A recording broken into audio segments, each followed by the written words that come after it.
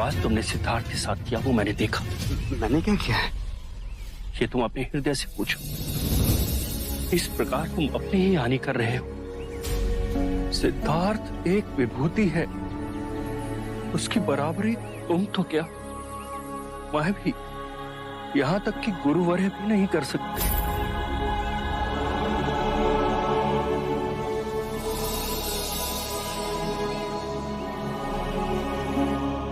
क्षमा करें मुझे,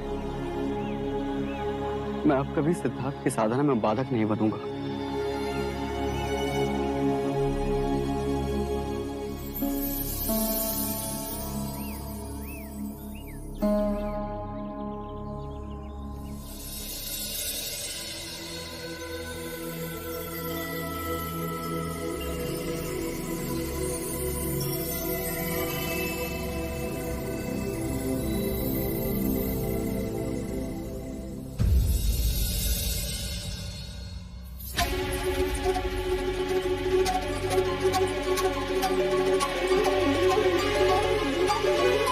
कल रात तुम कहां थे देव? आज ही रात को लौटे हो? रंग भवन में था,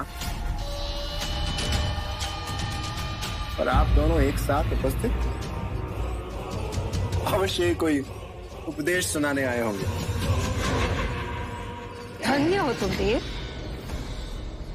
क्या मैं जान सकती हूँ कि महाराज के सामने इतनी उत्सुकता से सिद्धार्थ को लाने की बात करने का अर्थ क्या है? और वो भी अब, जब रास्ते का कांटा स्वयं दूर हो गया। हाँ, वो एक चाल है। महाराज के साथ साथ आपको भी विश्वास हो गया ना? बना बनाया खेल बिगाड़ रहे हो देवदत्त। पिताजी, सबके समक्ष अपनी उपस्थिति अर्जित करनी थी, बस। तो क्या तुम सिद्धार्थ को नहीं ढूंढोगे? मूर्ख हूं मैं। यदि समक्ष भी आ जाए ना, तो भी अनदेखा कर दूंगा उसे। सच, महाराज को प्रसन्न करने के लिए स्वांग तो करना ही था। इस सिद्धार्थ के जाने से मैं कितना व्याकुल हूं।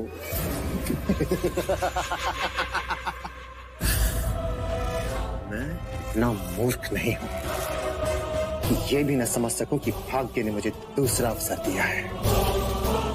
आज तक सिद्धार्थ से जो कुछ भी मैं हारा हूं, उसे वापस जीतने का ये सुनहरा अवसर मैं हाथ से नहीं जाने दे सकता, कभी नहीं।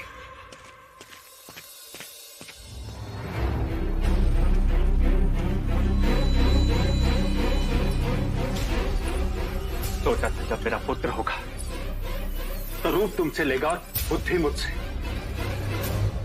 पर यहां तो उल्टा ही हो गया। कहना क्या चाहते हो तुम?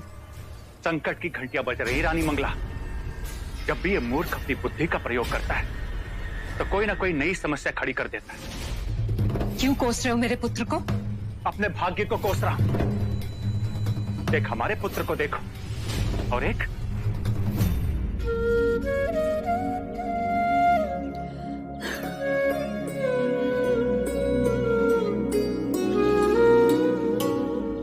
तुम्हारे पिता आज तुम्हें घुटनों के बल चलता देखते तो कितनी प्रसन्न होते।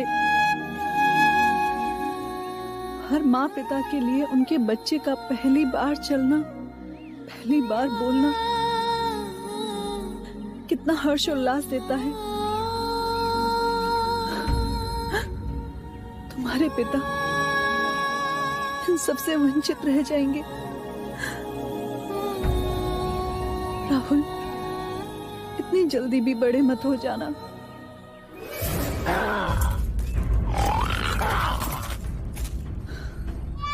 अरे अरे अरे अरे अरे अरे, हाँ, डर कैसे गया? कैसे डर गया? क्षत्रिय पुत्र हो तुम, तुम्हें तो मैं अपनी तरह बनाऊंगा।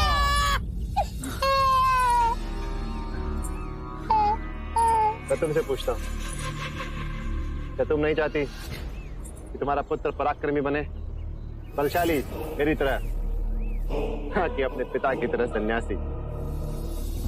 सन्यासी बनने के लिए बहुत बल चाहिए। अच्छा?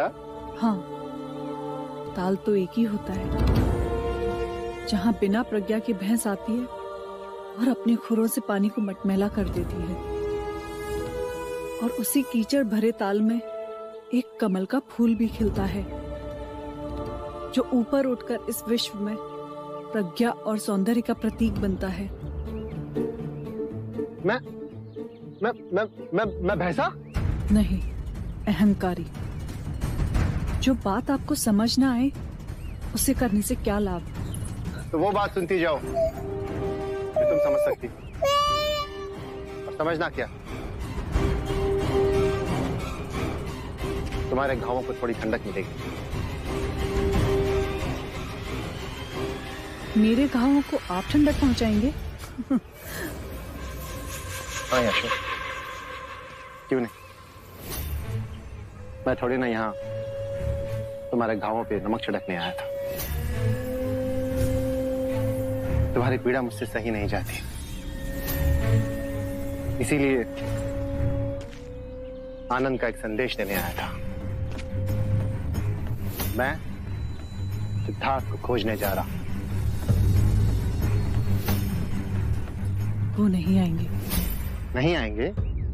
अरे नहीं आएंगे तो अपनी बलशाली भुजा में उसे उठा के ले आऊंगा। सुन लिया? तुम्हारे काका क्या कह रहे हैं? वो तुम्हारे पिताजी को अपनी भुजाओं में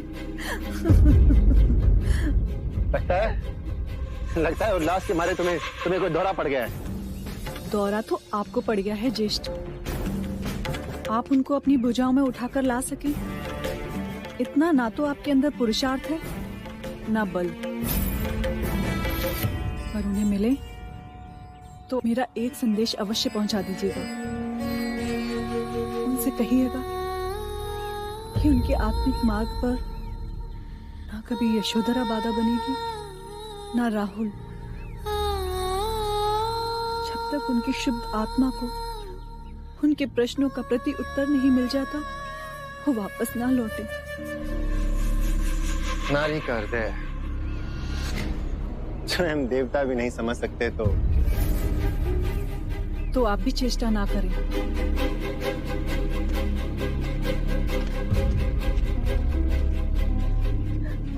हे मेरे देव, मेरे स्वामी,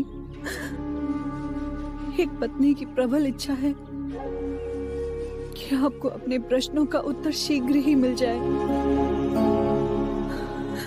और आपको किसी भी विवशता के कारण अपने कठिन मार्ग को छोड़कर लौटना ना पड़े।